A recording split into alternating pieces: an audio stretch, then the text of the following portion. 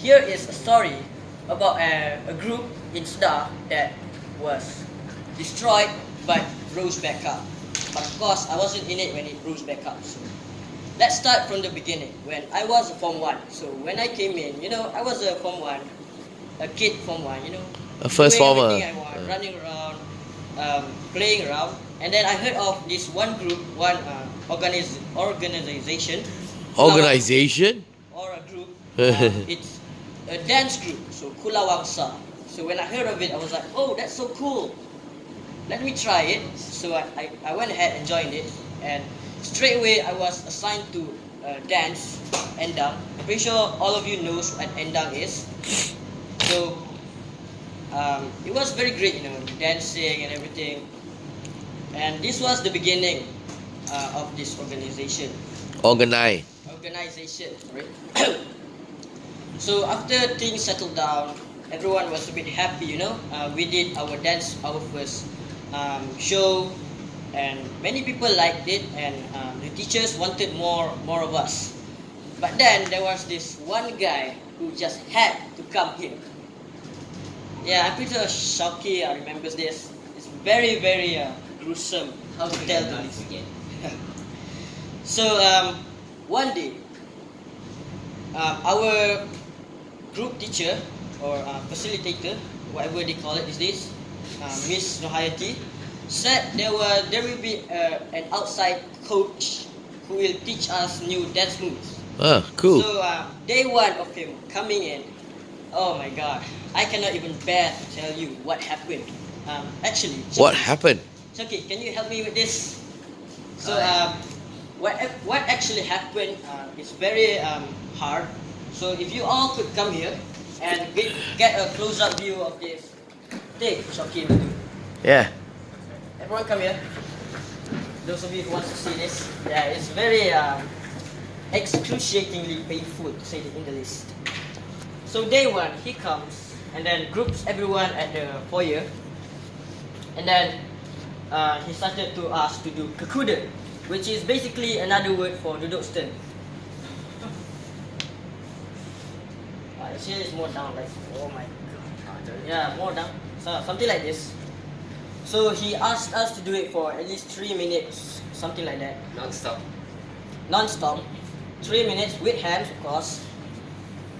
So after 3 minutes, he did not stop because there was a member of our group who did not. He attended late, so he said, as long as the guy is not here, we have to do kekuda until he comes. So basically, we suffered for like 10, maybe 5 more minutes. Yeah, 10. So he finally comes with a very stupid reason.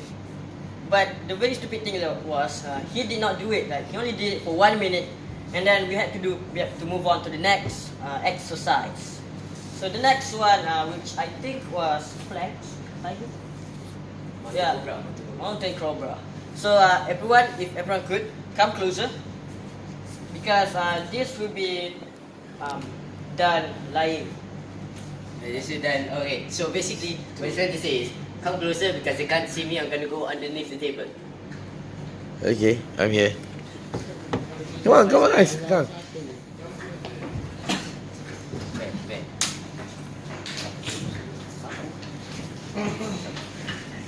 That one I forgot. Okay, so Shauki will do the mountain cobra. Okay, good. As demonstrated, I'm very good at this now. So in the beginning, we will do something like this. The mountain first. Okay, so you want me to, okay. So in the beginning, we didn't know what a mountain cobra was. So he demonstrated to us once, and then he asked us to do it for like 10 minutes. So the first thing he asked was, do a mountain. So, that's this. Something like this, which you're behind, going up, and then a cobra. Yeah, something like that. So he said mountain cobra for at least 7 to 10 minutes, which again was very, very painful for him and the other members. Me too, I was there. So at this time there was like 15 members, and he was still not done. I was like, maybe he's done. No, that was not the end of it. What? Yeah. So the next thing he did was he asked us to do was yes, I know it's painful for you. So this is basically a push up, and then you jump and clap, and you did it for maybe 100 more things, 100 more times, 100 times. And that was how I got strong. That was how he got strong, of course. And after doing 100 times, then he was finished. I was like, thank you God, thank you so much. But then he had to start with the dance moves, and so basically the dance moves was complicated. So I'm not gonna show it. There was one that we all remembered, which was the Zapin move. Zapin basic. Even I still remember it until now, of course. Okay, so the next day, it was a Sunday. And we all know what Sunday is. It's the time for everyone to rest, chill. But he grouped us all up. But by that time, there was a lot of people who left the group, and there was probably at least only 8 people left, from 20 to 8. So from that one night, he destroyed 12 other people of their motives in joining the group. So there was only 8 people left. He rounded us all up, and then he asked us to do the same thing we did yesterday, but twice as long. So and he added another one up against the wall, kuda. But yeah, you all probably think that it wasn't painful, but trust me, do it for a very long time. You will come to regret it one day. And that's all. That's what we did for the next few days. And then let's move forward to the next year when I was Form 2. But this time there was still no Form 1s joining Kulawang. There was still 8 people left. So this was when we finally started to get serious. He taught us all the dance moves. He taught us. He taught us dance moves for the upcoming tournament, which was pretty serious, but I wasn't in it. Yes. So this was the beginning of how this group got literally destroyed. So one day, he was really mad. Everyone wasn't doing the right move. Everyone did it late. So coincidentally, he brought a very long stick, with him. So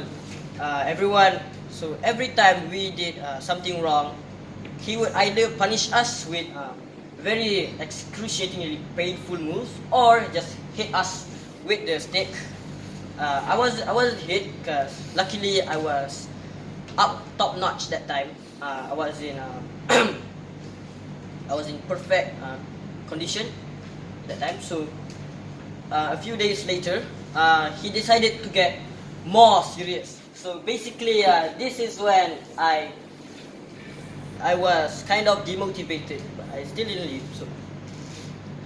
So this time, every time somebody made a mistake, he would take off his shoe and threw it exactly at the head. I do not know how he does that, but exactly at the head.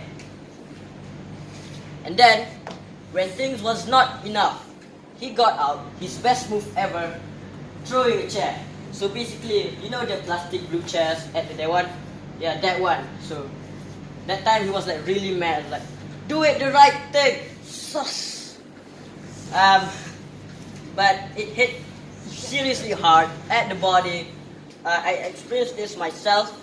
Luckily, I was still able to stand up, but from my experience, someone did not. And then that was the time when I had enough. I was like, enough is enough. Enough is enough. I cannot handle this chair throwing thing anymore. I cannot bear any more pain. So one day, one night when we were training, I went to him and said, teacher, I will leave this group right now, so goodbye. That was all I said, and then that was it. So the upcoming tournament was, I'm pretty sure, a failure, right? Bronze. A failure for them. So what I heard was the teacher, the outside coach, was pretty mad at me for leaving because he did not even. He said I did not even thank him for his hard work of torturing us. But I mean, I guess that's fair. He did teach me a lot of things. And then one day, the group really got destroyed. I mean, almost everyone was too demotivated to even do a tournament. That was when Kulawangsa shut down for a bit. Until a few months later, there was a huge tournament of tarian.